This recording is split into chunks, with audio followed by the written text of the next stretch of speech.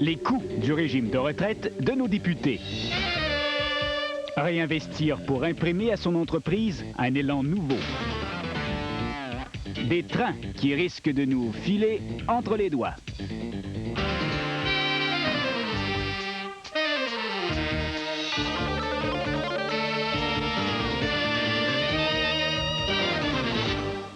Mesdames et messieurs, bonsoir. Ça fait déjà un bon moment qu'Ottawa nous demande de nous serrer la ceinture. C'est un secret pour personne, nous sommes endettés. Et notre dette augmente d'année en année. Alors il faut trouver de nouvelles sources de revenus, soit couper dans les dépenses, ou même augmenter nos taxes, ou même les deux. Parce que la dernière chose que nos députés veulent faire, c'est toucher le régime de retraite. Pourquoi? Eh bien parce que c'est l'un des plus généreux en Amérique du Nord. CKAC 73 vous présente Contact Lapierre. Le 24 août dernier, l'ex-député fédéral, Jean Lapierre, est devenu animateur de radio à Montréal. Et ça, quelques jours seulement après avoir démissionné de son poste à Ottawa. Ce que peu de Canadiens savent, par contre, c'est que Jean Lapierre, âgé de 36 ans, touche déjà sa pension de député qui s'élève à 39 715 $. Dès qu'il atteindra 60 ans, sa pension sera indexée rétroactivement au coût de la vie. Si l'on présume que le taux d'inflation demeure à 5% pendant les 24 prochaines années, il recevra alors 128 000 $.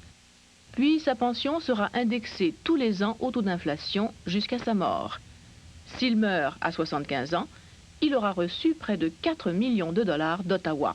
Le juge Garon, lui, il arrive avec ses... Pour Jean Lapierre, qui est également avocat, cette pension fédérale qu'il reçoit maintenant est un privilège nécessaire.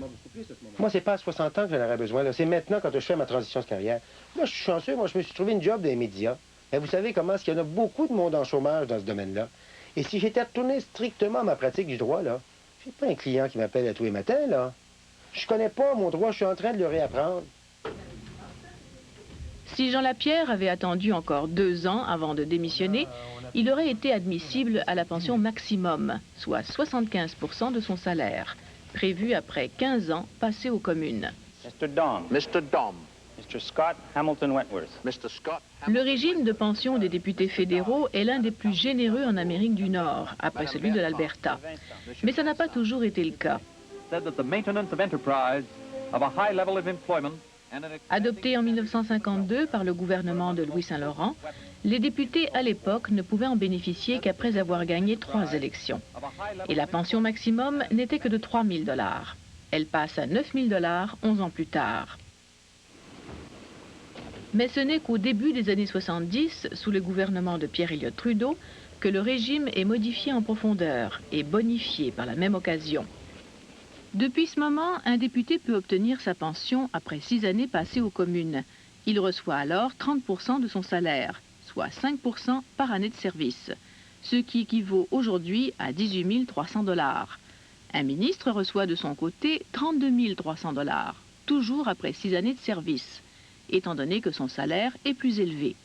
Et nous avons été en mesure de démontrer, Monsieur le Président, que la GRC et toute son équipe étaient en mesure... Ministres et députés contribuent également à ce fonds de retraite en y injectant 11% de leur salaire par année, déductible d'impôts. Certains ministres se retrouvent donc dans des positions fort avantageuses. C'est le cas du ministre des Communications, Perrin Beatty. Âgé de 42 ans, il siège aux communes depuis 20 ans. Il a déjà accumulé plusieurs ministères depuis 1979. Aujourd'hui, il bénéficie d'un salaire de 110 000 $.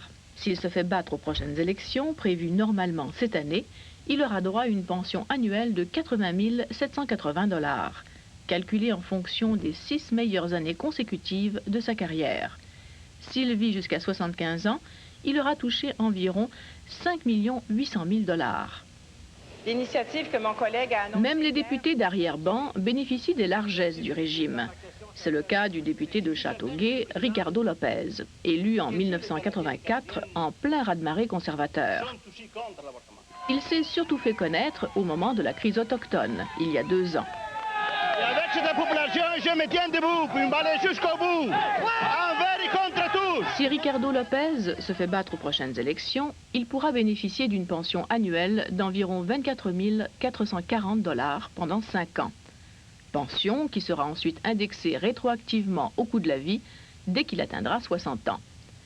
Il pourra alors toucher une pension de 31 192 $, indexée tous les ans au taux d'inflation, et ce, jusqu'à sa mort. À plusieurs égards, peu fonctionnel. À titre comparatif, le régime de retraite à Québec, comme la majorité des régimes provinciaux au pays, est moins généreux pour les députés d'arrière-ban et les ministres. C'est pas en particulier dans des domaines, là, dans ces secteurs où... L'essentiel du régime québécois date de 1983.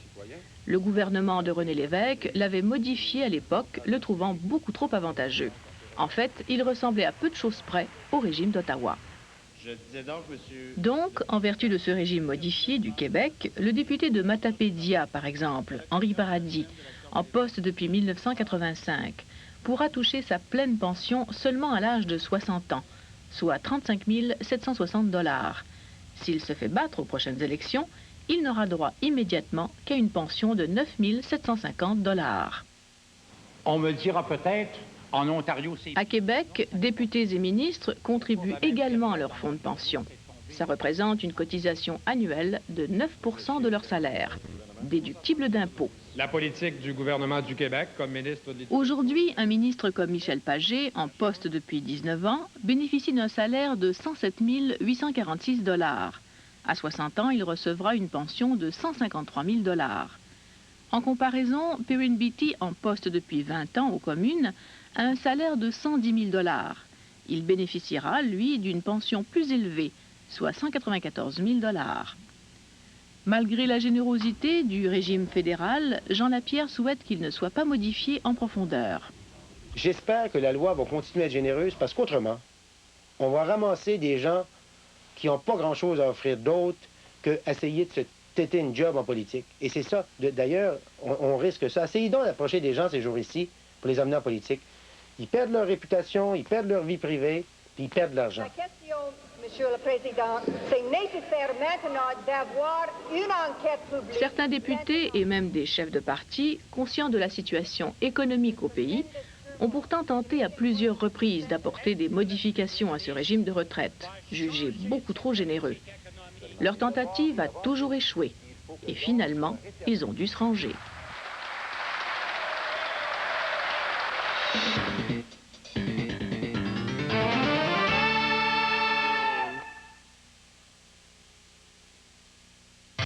La capitale vendue, la capitale vendue, la capitale vendue. Roland, si tu n'appelles pas l'agent de la capitale tout de suite, on la vendra jamais.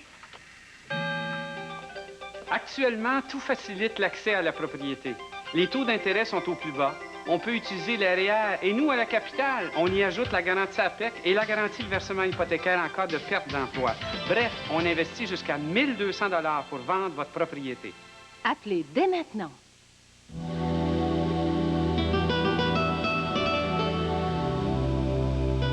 Les ingénieurs d'Oldsmobile n'ont pas oublié que les vrais passionnés de voitures recherchent avant tout 3 choses. Le souci du détail, le souci du détail et le souci du détail. Voici le coupé Achieva SC 1993 d'Oldsmobile. L'intelligence et la beauté jusque dans les moindres détails.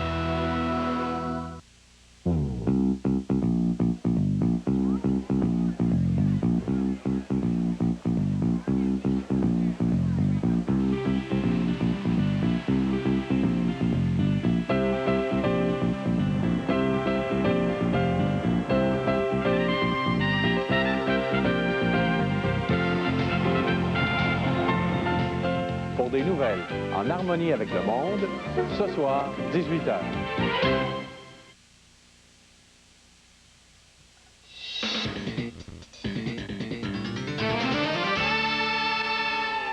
Au Canada, le train de marchandises est à l'agonie. Une partie importante des réseaux du CN et du CP est laissée aux mauvaises herbes.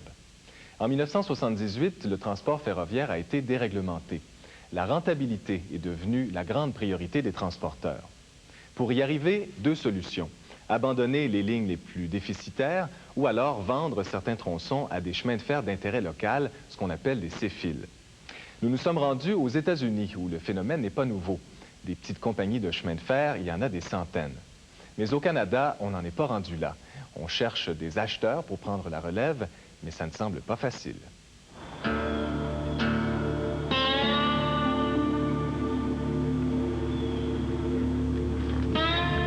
Depuis 4 ans, 5000 km de voies ferrées ont été abandonnées au Canada. Le réseau des prairies, qui sert au transport du grain, est protégé jusqu'en l'an 2000. Le CN et le CP se sont donc concentrés dans l'est du pays.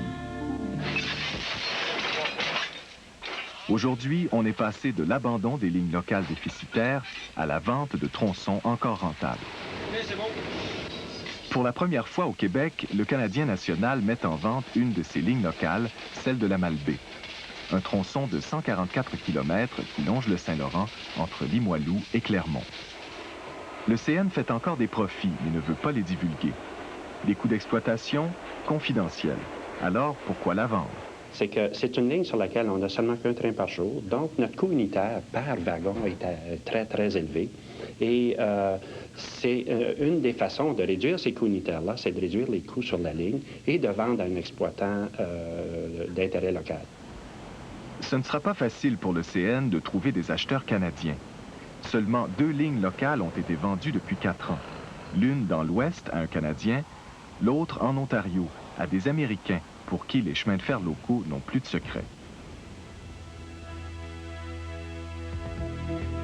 Les Américains ont vécu 10 ans avant nous la déréglementation. À partir de 1980, ils ont rapidement développé une véritable industrie des céphiles. Aujourd'hui, 500 petites compagnies privées exploitent 30 000 km de voies ferrées. C'est en Nouvelle-Angleterre que les chemins de fer locaux ont vu le jour. Conrail, le plus gros transporteur de marchandises de la côte Est, a été le premier à vendre ses lignes locales. L'une d'entre elles parcourt le sud du Massachusetts dans la région de Cape Cod. Elle est exploitée par un céphile, la Bay Colony Railroad. Lorsque la compagnie a commencé en 1982, il n'y avait pratiquement aucun trafic sur le tronçon. En 10 ans, la Bay Colony en a fait une ligne rentable. Elle a prouvé que pour ce type d'opération, un céphile est plus efficace qu'un gros transporteur. Town meetings in the middle of the night, perhaps at 2 a.m., we were called on to make an instant decision, a you bet your company decision. And we were able to do that and take very big decisions and make very rapid responses to the politicians. And it is doubtful that a company where the executives had to answer to the board of directors later would have been able to make those decisions. Well, I wanted to talk to you about expanding your rail. Le principal avantage d'un céphile, c'est d'être près de ses clients. C'est aussi d'avoir une main-d'œuvre flexible. À la Bay Colony, ce jeune comptable fait aussi du marketing. Mais la clé du succès, c'est de trouver de nouveaux débouchés. Il y a 2 ans, la Bay Colony a réussi à convaincre 2 municipalités de Cape Cod d'évacuer leurs déchets par rail. Une économie substantielle. Economically makes sense for us to ship by rail. It's probably around $3 to $4 per ton cheaper than the other towns around this area that are hauling it themselves by truck, and about $6 to $7 cheaper per ton than the towns that have decided to go with a private contractor to haul it. 400 tonnes d'ordures ménagères partent chaque jour du centre de transfert municipal. La nuit tombée, le convoi arrive à une immense usine qui transforme les déchets en électricité. Bay Colony a décroché un contrat de 20 ans, ce qui lui assure une bonne stabilité financière.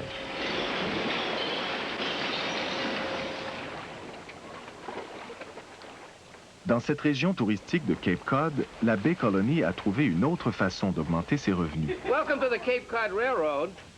Elle a inauguré un train passager qui attire des milliers de visiteurs pendant l'été.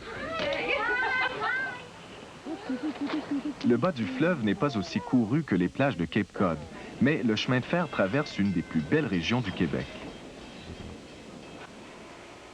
En 1984, le Tortillard, un train touristique, avait connu un bon succès. Les promoteurs s'étaient retirés faute de financement pour renouveler le matériel roulant. L'intérêt majeur pour un investisseur, c'est qu'il hérite d'une ligne rentable et indispensable pour 2 gros clients industriels. La cimenterie Saint-Laurent à Beaupré, qui expédie 220 000 tonnes de ciment par année. Et à l'autre extrémité, la papetière Donohue de Clermont, qui envoie chaque jour 900 tonnes de papier journal. Malgré ses atouts, la ligne de la Malbaie, encore appelée Murray Bay, réserve des défis de taille. Le plus grand problème sur le Murray Bay, ça va être pour un investisseur canadien d'évaluer son risque. Et souvent, ces gens-là ne sont pas habitués à évaluer le risque dans un milieu ferroviaire. Parmi les risques, il y a les tremblements de terre ou les éboulements, comme celui qui a provoqué un déraillement près de la Malbaie le 12 septembre dernier. Il faut aussi trouver de nouveaux clients dans une région peu industrialisée, sans compter les 10 millions de dollars nécessaires uniquement à l'achat des voies ferrées. Pas étonnant que le CN cherche l'oiseau rare. Un individu ou un organisme qui a beaucoup d'argent, qui connaît très bien le chemin de fer et qui a un très bon plan d'exploitation et de marketing, qui a des compétences au point de vue marketing, compétences au point de vue d'exploitation et qui a évidemment être capable de supporter à court terme tous les investissements nécessaires. Au Canada, très peu d'investisseurs répondent aux critères du CN. Les banques canadiennes n'ont pratiquement aucune expérience dans le financement de chemins de fer locaux. Seule la Banque nationale, par le biais de sa filiale américaine, a participé à quelques projets de ces fils aux États-Unis. Il s'agissait de financements accordés à des entreprises déjà établies dans le secteur. Donc évidemment, ces entreprises-là ont une diversité de revenus qui fait qu'elles sont moins sensibles aux caractéristiques d'un tronçon particulier ou d'une ligne en particulier. Elles s'appuient sur une diversification de revenus qui est essentielle pour éviter que si une ligne est affectée par la fermeture d'un ou plusieurs clients, ça soit la fin pour l'entreprise. Le succès des ces fils américains s'explique en partie par les subventions qu'ils ont reçues. Dans les premières années, des centaines de millions de dollars leur ont été octroyés par Washington et les États, soit pour la mise de fonds initiale, soit pour la restauration des voies ferrées. Au Massachusetts, c'est l'État qui a acheté les lignes de Conrail, un investissement de 75 millions. Les tronçons locaux ont ensuite été loués à des CFIL, dont la Bay Colony. La compagnie verse chaque année à l'État 5% de ses revenus bruts en guise de location. For that reason, we didn't need to put up a lot of money other than to buy locomotives. We had a capital acquisition budget that was about $150,000 to $200,000. Other than that, to purchase the line for the valuable real estate, it would have probably been $20 million, who knows. Le Canada semble moins bien préparé. Il existe deux obstacles majeurs. D'abord, il n'y a actuellement aucun programme d'aide des gouvernements. De plus, la loi canadienne devra être assouplie. Il faut en ce moment un projet de loi privé aux communes pour sanctionner la création d'un CFIL. Je pense que ça va être difficile en l'absence d'implication du gouvernement, au moins pour ce qui est des questions législatives, des questions de code du travail, des questions d'environnement, mais également ces lignes, il faut les entretenir. C'est important qu'elles soient bien entretenues, qu'il y ait une certaine sécurité du trafic. Donc ça coûte cher, comme vous dites, et peut-être que les gouvernements devraient aider ou soutenir certains exploitants. Le capital de risque étant peu disponible au Québec, les investisseurs pourraient toujours demander aux clients de la ligne de devenir actionnaires minoritaires. Cela se fait couramment aux États-Unis. Chez Donahue, aucun commentaire. Chez Ciment Saint-Laurent, ce n'est pas une priorité. Parce que nous autres, en premier, on est un cimentier. On est là pour produire un ciment. On n'a pas l'expertise d'être un transporteur. Hein. Mais vous avez peut-être les fonds nécessaires qui profiteraient... On aurait peut-être les fonds, dépendant, là, peut-être pas dans ces années-ci, là, mais on aurait peut-être les fonds en devenant que, par obligation, on serait peut-être obligé d'embarquer. Mais là, pour le moment, il faudrait étudier attentivement la question. J'ai le contremaître Lanois qui s'en vient. Finalement, le seul aspect positif à la Malbaie, c'est que le CN a avantage à ce que le CFIL fasse des profits. Le CN pourrait même aller jusqu'à aider à l'entretien des rails, partager l'équipement et donner un coup de main pour le marketing. Aux États-Unis, les chemins de fer locaux représentent 20% du chiffre d'affaires de Conrail, soit 600 millions par année. Et Conrail s'implique. Pour nous, l'assistance qu'on leur porte, c'est l'assistance technique, opérationnelle ou bien promotionnelle. On peut leur apprendre aussi un peu de comment le développement se fait. On partage notre réseau de contacts. On leur amène des gros clients, des fois, qui ne pourraient pas facilement aller chercher eux autres mêmes. In fact, it's in their interest for us to be successful because the more traffic we develop on this little short line railroad, we feed to the larger railroad, our connecting carrier, Conrail, and the more successful he is. So it really is a scenario where everybody wins. Quel est l'avenir des chemins de fer locaux au Canada? Ce qui est sûr, c'est que les investisseurs canadiens ne se pressent pas aux portes. La seule autre ligne actuellement en vente est située au Nouveau-Brunswick. 3 soumissionnaires, 3 Américains. Doit-on s'attendre au même scénario à la Malbaie? Je pense qu'ils sont très expérimentés. Ils ont très bonne connaissance en gestion ferroviaire. Et éventuellement, s'il n'y avait pas d'acheteurs canadiens qui se manifestaient, c'est peut-être une façon de procéder, c'est de vendre à des Américains.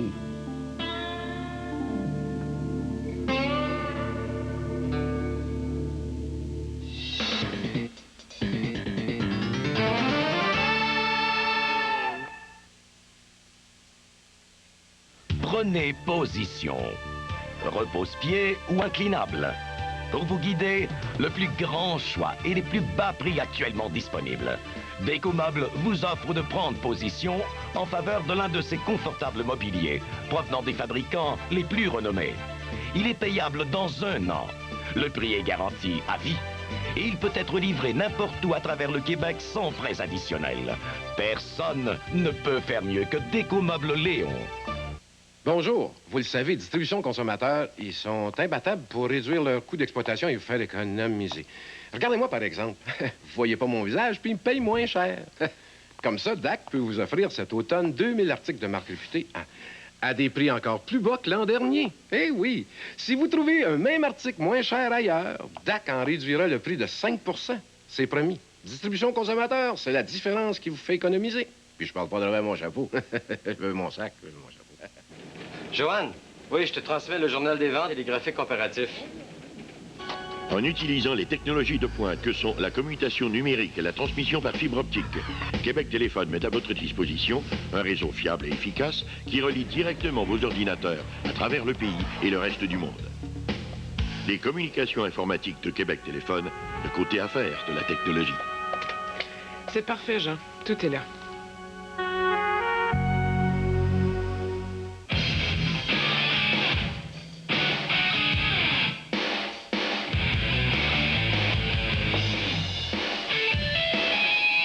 Il y en a qui sont vraiment prêts à aller n'importe où pour se faire du bon temps.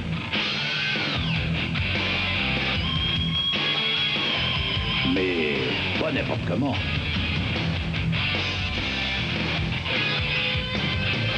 En camionnette Toyota, la promesse du mieux faire.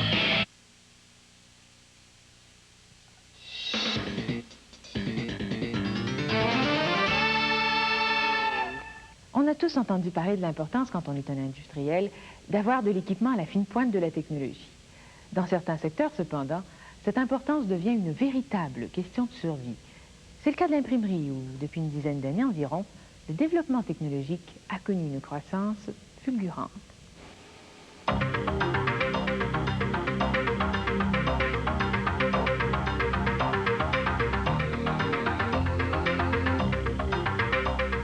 Voici le centre nerveux de Métropole Lito. Cette toute nouvelle presse rotative à la fine pointe de la technologie va 4 fois plus vite que celles qui l'ont précédée. Et même à 60 000 copies à l'heure, sa qualité d'impression est impeccable. Ce petit bijou de l'impression a coûté 7 millions de $. Parce que cette presse peut imprimer 2 fois plus de papier 2 fois plus vite, Métropole Lito décroche désormais de nouveaux contrats, comme celui du dictionnaire visuel. Un contrat évalué à plus d'1,5 million de $. Parce que les clients sont prêts à donner quand même, ils veulent l'avoir tout de suite. Jean-Guy Cholette est le président de Métropole Lito, une entreprise située en banlieue de Montréal qui emploie près de 200 personnes. Pourquoi s'est-il lancé dans un tel investissement? Bien, vous avez 2 alternatives. Faites pas l'investissement au point de vue de technologie pour produire mieux, il y a des meilleurs prix. Et tranquillement, vous demeurez en affaires, vous allez avoir un gros fonds de roulement. Et simplement, tranquillement, vous allez périr. Donc, vous avez 2 choix. Mourir d'une mort lente ou de risquer le tout pour le tout et de produire et être à fine pointe et puis réellement de réussir. Et en tant que moi, je suis concerné, dans le commerce, ça a toujours été ça. C'est de risquer et de venir à bout, d'être compétitif. Compétitif, le mot est lancé, car dans le milieu de l'imprimerie, la compétition est féroce. Surtout depuis l'entrée en vigueur, en janvier 1989, de l'accord de libre-échange canado-américain. Depuis cette date, en effet, les tarifs douaniers ont baissé de 20 % par année. Les importations américaines ont grimpé en flèche. De plus, avec la récession, on assiste présentement à une véritable guerre de prix à l'échelle du continent. Dans un tel contexte, on peut comprendre les inquiétudes qui accompagnent un investissement comme celui réalisé par Métropole Lito. Je peux vous dire une chose, c'est que on ne fait pas un projet semblable sans être sûr, premièrement, et avoir un peu de crainte. Mais disons que la plus grande crainte que je possédais, c'était pas de travailler ou d'avoir d'ouvrage. C'était que la récession arrête aussi. En période de récession, ça doit être assez lourd à porter. Ben, si ce serait pas lourd, mademoiselle, je serais bien content, mais c'est très lourd à porter. Pour traverser cette période difficile, la stratégie de Métropole Lito est simple. Tout d'abord, se spécialiser. Métropole Lito imprime essentiellement des manuels haut de gamme, en couleur, à couverture rigide. Ensuite, offrir un service intégré. Cette imprimerie est d'ailleurs l'une des rares au Canada où l'impression et la reliure sont faites sous un même toit. Dernier point stratégique, se mettre en position pour devenir l'imprimeur des maisons d'édition présentes sur les marchés d'exportation. Les maisons d'édition canadiennes s'établissent un peu partout au point de vue de réseau. Et c'est ce qui compte, c'est que les maisons d'édition, en établissant des réseaux dans d'autres pays, c'est plus facile, eux autres, d'accéder à la vente du marché. L'imprimerie est aujourd'hui considérée comme l'un des secteurs industriels les plus avancés technologiquement. Pour rester dans la course, un imprimeur doit continuellement se garder à la fine pointe au prix d'énormes investissements. Le problème est que les changements sont tellement rapides que dans 5 ans, une autre presse plus performante viendra ternir l'éclat de celle qui, aujourd'hui, fait la fierté de Métropole Lito.